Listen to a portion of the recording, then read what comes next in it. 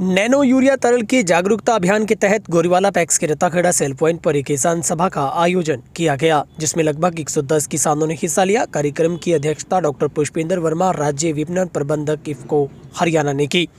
कार्यक्रम की शुरुआत डॉक्टर सचिन कुमार ने करते हुए किसानों और अधिकारियों का स्वागत किया। उन्होंने बताया कि इफको किसान हित के लिए बहुत सारे कार्य कर रही है। उन्होंने जैविक खाद व सागरिका जल विलय उर्वरक पर भी चर्चा की। इफको एमसी जितेंद्र कुमार ने कृषि रसायनों पर चर्चा की। उन्होंने बताया कि इफको एमसी के कृषि रसायन प्रिंट रेट पर मिलते हैं और साथ ही बीमा बिल्कुल मुफ्त किया जाता है। इसके उपरांत कार्यक्रम के मुख्य अतिथि डॉक्टर पुष्पेंद्र वर्मा ने किसानों से विचार साझा किए।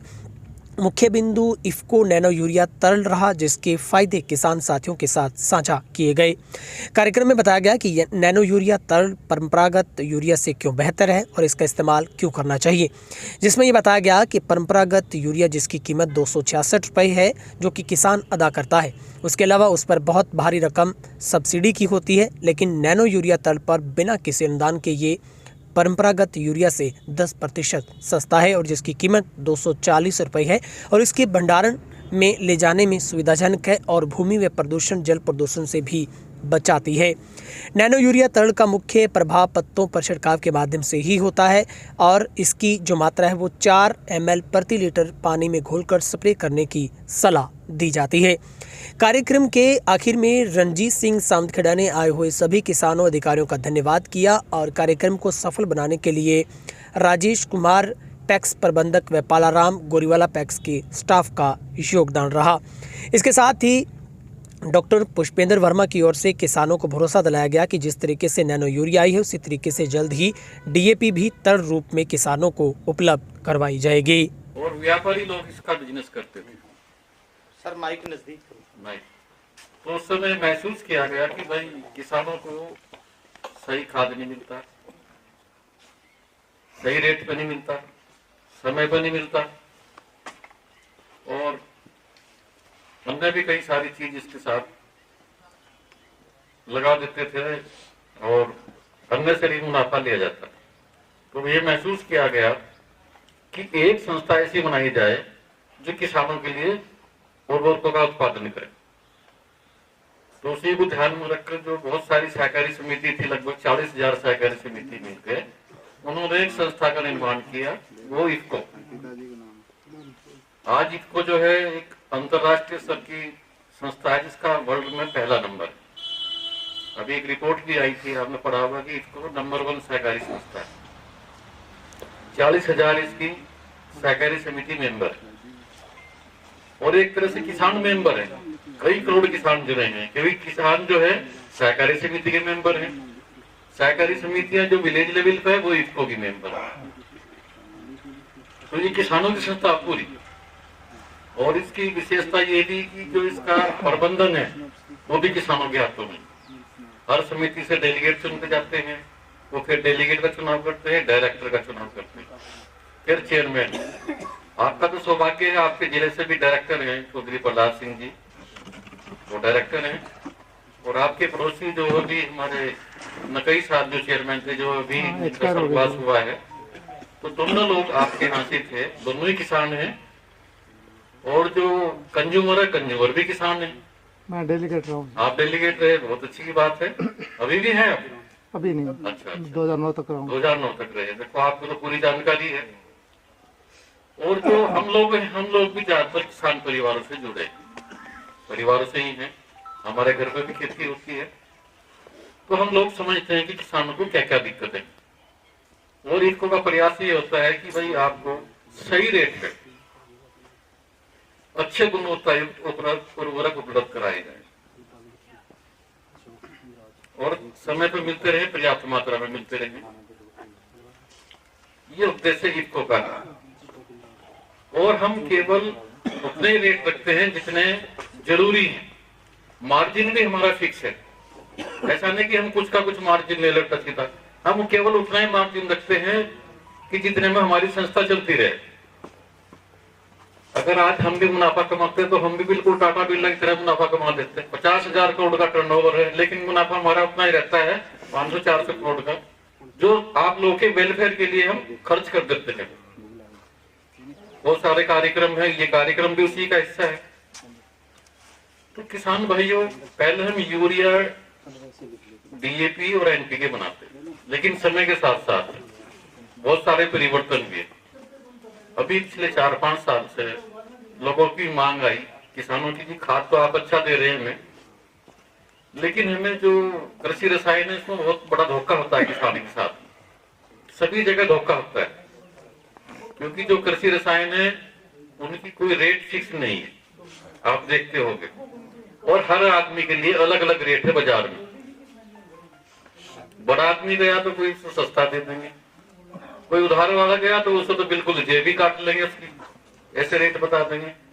कोई और सी बार से आगे तो और कम दे देंगे, लेकिन वो घाटे में किसी को नहीं देगा व्यापारी, वो उसमें भी मुनाफा कमाता है।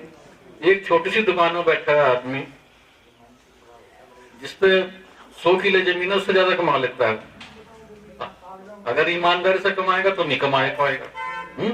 आप लोग कितनी मेहनत करते हैं, कितनी आमदनी होती है, कितने खर्चे होते हैं, कुल मिलाकर वहीं घूमते रहते हैं किसान। जो जितना कमा लिया वो खर्च कर दिया अगली फसल में, ऐसे रोटेशन बना रहता है। तो इन चीजों को ध्यान में रखते हुए कि आप लोगों की मांग पर, जैसे डेलीगेट साहब थे, इन्होंने रखी होगी अपनी मांग कि इसको कृषि रसायन भी बनाए। कृषि रसायन का हमने, जापान की कंपनी है मित्सुबिशी, बहुत बड़ी कंपनी है, जिसका 120 देशों में अपना बिजनेस है और 600 उसकी संस्थाएं हैं, सब्सिडीज है। कोई कुछ बना रहा है, कोई गाड़ी बना रही है, कोई कुछ बना रहा है, उसके साथ में हमने समझौता किया।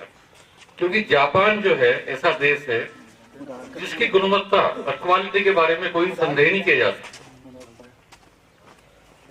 तो उसके टेक्निकल हमारे पास है, वहां से हमारे उत्पाद आते हैं, जो टेक्निकल आता है उससे हम ये बनाते हैं। तो इनकी क्वालिटी में कोई संदेह नहीं हो सकता। आपको बिल्कुल उच्च क्वालिटी में मिलेंगे, फिक्स रेट मिलेंगे। और इस पर जो मार्जिन है ना, जो मार्जिन रखा हमने, मार्जिन भी उतना ही रखा कि सोसाइटी भी काम करती रहे। इनके खर्चे 10% का फिक्स मार्जिन है इसमें। अब ये कोई 200 रुपए की चीज तो 20 रुपए नहीं मिलेगी, इनके खर्चे भी ला कर रखेंगे, साल भर तक रखी जाएगी, ब्याज भी देना पड़ेगा इन्हें, तो उतना ही है। और ऐसे ही जितने भी उत्पादन सबके रेट हमारे इस तरह की फिक्स किए गए। उसके साथ साथ वाटर सोल्यूबल की बात आई, पूरी सीरीज बना दी इनने। जो बाजार में आपको चाहिए सारे उत्पाद हमारे पास उपलब्ध। ये आगे इनकी अलग महत्वता है। उसके साथ साथ और परिवर्तन किए, बहुत सारे उत्पाद ले गए मार्केट में जो अलग अलग नामों से मिल रहे। सागरिका आया, सागरिका हमारा बहुत बेहतरीन उत्पाद है, फसल उत्पादन में बहुत ही बड़ा रोल है इसका, बहुत इसकी डिमांड है। और ये 2-3 साल में इतना प्रचार हो गया इसका, इतना लोगों ने इस्तेमाल किया क्योंकि फायदा मिला लोगों को। हरियाणा में देखो छोटा सा स्टेट है, लेकिन बिक्री में दूसरा तीसरा स्थान है पूरे इंडिया में अगर देखा जाए। बहुत इसकी बिक्री है, अच्छा उत्पाद है, उत्पादन बढ़ाने में इसका बहुत बड़ा योगदान है और पूरी तरह से जैविक है। उसके साथ साथ आगे बढ़ते गए हम। अभी आप देख रहे होंगे कि आपको इस साल डीएपी मिलने में दिक्कत आई, अब यूरिया मिलने में दिक्कत आई। अब ऐसा तो नहीं कि ना तो उत्पादन कम हुआ, इंपोर्ट भी कम नहीं हुआ, तो यूरिया कहाँ चला गया और कहाँ डीएपी चली गई, ये भी सोचने की बात। इस बार क्या हुआ कि देखो जब कोरोना का इफेक्ट आया, डीएपी ये एनपीके जो भी फास्फोरस और पोटास है, ये सारा का सारा हम बाहर से मंगाते हैं, विदेशों को ऊपर निर्भर करते हैं। इंपोर्ट जो भी मेटेरियल हम कर रहे हैं उसके रेट इस बार बहुत बढ़े इंटरनेशनल मार्केट में। सरकार द्वारा भी जो सब्सिडी पहले 500 रुपए डीएपी पर दी जाती थी, 1200 रुपए का रेट था, लेकिन अंतर्राष्ट्रीय बाजार का दबाव पड़ा, रेट बहुत अधिक बढ़े, तो सरकार को सब्सिडी बढ़ानी पड़ी। आपने देखा होगा कि एक बार अप्रैल में जो है 1900 रुपए का रेट आ गया था, है लोगों को जानकारी? 1900 रुपए का रेट हो गया था। फिर सरकार द्वारा इस पर ध्यान दिया गया और इसकी सब्सिडी बढ़ाई, तो 1200 रुपए इसको सब्सिडी दी गई। लेकिन बात यहाँ भी नहीं रुकी, और रेट बढ़ते चले गए इंटरनेशनल मार्केट में। एक मिनट नहीं मिला तो डीएपी हमारे मान लीजिए जैसे बायो फर्टिलाइजर है, तो बायो फर्टिलाइजर के अलग अलग स्ट्रेन आते हैं, जैसे PSB, phosphate solubilising bacteria, liquid consortia, NPK, zinc solubilising, potash solubilising bacteria. तो बायो फर्टिलाइजर, सबसे पहली बात तो बायो फर्टिलाइजर है क्या? बायो फर्टिलाइजर जैव उर्वरक है, एक ऑर्गेनिक फर्टिलाइजर है। इसके अंदर ये जीवाणु खाद है। इसका हम 3 तरीके से उपयोग कर सकते हैं। पहला, बीज उपचार, जो बुआई करते हैं, जैसे गेहूं के बीज की आप लोगों ने बुआई की, तो जितने भी आपने FIR पहले फंगीसाइड लगाया, फिर इंसेक्टिसाइड लगाया, फिर लास्ट में इसका स्प्रे करेंगे, लास्ट में इसका हम ट्रीटमेंट करेंगे, बीज उपचार सबसे लास्ट में करेंगे इसका। इसको मान लो पूरे बीज को हमने इसके बीज उपचार करके इसकी आपने बीज की बुआई कर दी। दूसरा है जड़ उपचार, जैसे धान की फसल है, इसकी हम क्या करते हैं, रुपाई करते हैं, इसकी प्योद लगाते हैं। तो उसकी प्योद को हमने 1-1.5 घंटा पहले इसको हमने इसका पूरा जड़ उपचार करके फिर बाद में इसको रुपाई कर दी उसकी। लास्ट में आता है भूमि उपचार। भूमि उपचार में क्या करेंगे, जैसे मान लो गोबर की खाद हम तैयार करते हैं, तो उसके अंदर हम इसका उसको गोबर की खाद के ऊपर छिड़क देंगे और हफ्ते 10 दिन के बाद उसके अंदर नमी को बरकरार रखते हुए फिर बाद में उसको क्या करेंगे, खेत के अंदर उसका छिट्टा दे देंगे। और इसकी कीमत कुछ नहीं है, मान लो ये है 160 रुपए की 1 लीटर की है। कोई इसकी विशेष तौर पे कोई ज़्यादा इसके मान लो किसान की जेब के ऊपर भी कोई ज़्यादा खर्च इस पर नहीं पड़ेगा। तो आज आने वाला समय, जैसे मान लो ऑर्गेनिक फार्मिंग की तरफ हम लोग बढ़ रहे हैं और उसमें हम अलग अलग किस्म के ये उत्पाद लेकर के आ रहे हैं। तो जब स्टार्टिंग में सबसे पहले जब बायो फर्टिलाइजर मार्केट के अंदर आया था, तब इसकी कीमत 400 से 500 रुपए लीटर की निर्धारित की गई थी और उस पर लोगों ने खरीदा भी था। जब इफ्को ने बायो फर्टिलाइजर बनाया और जब इसकी कीमत अनाउंस करी, तो आप लोग हैरान हो गए कि मान लो वही 400-500 रुपए की जो चीज़ मिल रही थी, कोई निजी संस्थाएं जो भी मान लो बेच रही थी, आज वही बायो फर्टिलाइजर 160 रुपए का आप लोगों के लिए मिल रहा है। मान लो एक मार्केट के अंदर उत्पादों के जो रेट के कंट्रोल करने का काम भी इफ्को के द्वारा किया जाता है। तो उसी कड़ी में आगे नैनो यूरिया तरल, एक मान लो ये बहुत ज़्यादा एक क्रांतिकारी उत्पाद और आने वाले समय में आप इसको अपनाना ही पड़ेगा, ताकि क्योंकि हमने मिट्टी का इतना नुकसान कर दिया ज़रूरत से ज़्यादा उसके अंदर खाद डाल करके, जितना हम सोच भी नहीं सकते। मान लो पहले जब खेत के अंदर कोई भी हम उत्पाद डालते थे तो उसका 1 बैग डाल दिया, 2 बैग डाल दिया, वो अपना रिजल्ट दिखाता था। आज की डेट में ऐसा होता है, मान लो अगर आप उसके अंदर 4 या 5 बैग डालोगे, वो भी अपना काम नहीं कर पा रहे, तो आप सोच सकते हो कितना ज़्यादा जमीन का नुकसान कर दिया। तो नैनो यूरिया तरल के बारे में हमारे राज्य विपणन प्रबंधक महोदय इसकी पूरी की है, अच्छा रिजल्ट मिले, लोग ले जा रहे हैं। अब कणक भी डाल रहे हैं, सरसों भी डाल रहे हैं, सल्फर यूज कर रहे हैं लोग। माइक नजदीक करना। एक बार दोबारा इससे पहले भी यहाँ सेमिनार लगा हुआ था जिसमें लोगों को जागरूक किया गया।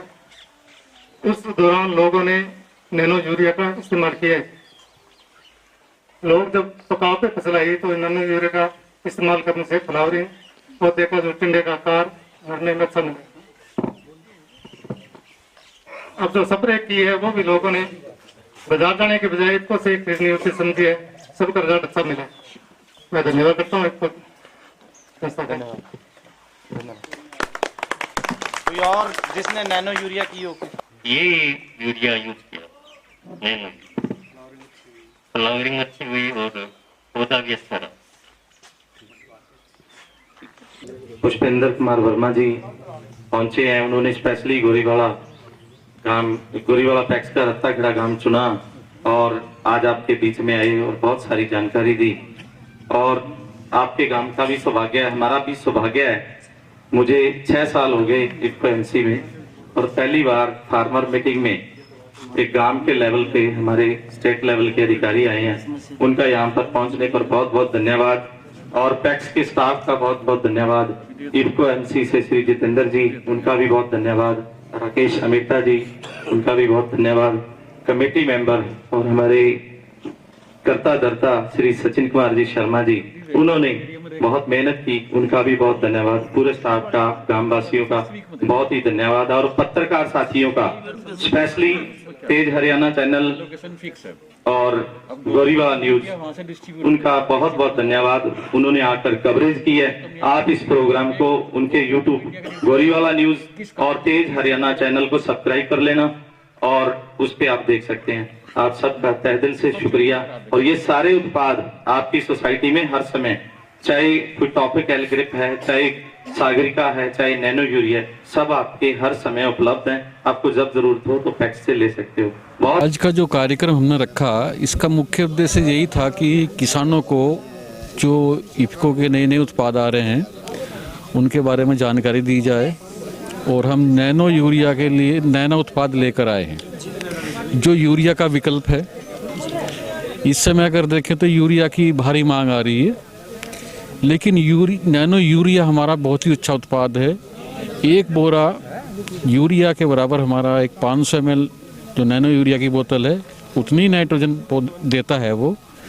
और उसका हम प्रयोग जो है स्प्रे के माध्यम से पत्तियों के ऊपर इसका करते हैं, जहां हमें यूरिया का 30 से 35% ही पौधों को मिलता है भाग, और नैनो यूरिया से हम 85% तक की हमारी पौधों को मिल जाता है।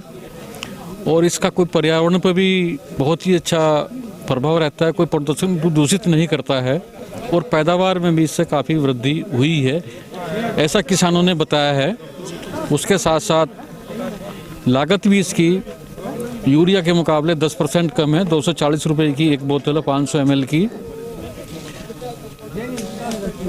और सर क्या लगता है आने वाले वक्त में डीएपी भी इसी तरह के तरह में मिलेगा? क्योंकि हम हर बार देखते हैं कि जो इस तरीके से किल्लत झेलता है किसान, उसे यूरिया पर्याप्त नहीं मिल पाती है, डीएपी के लिए मारामारी होती है। अगर लिक्विड भी मिलता है तो मुझे लगता है बहुत आसानी हो सकती है। इसके साथ डीएपी भी मिल जाए। इफ्को द्वारा नैनो डीएपी पर भी काम शुरू कर दिया गया है।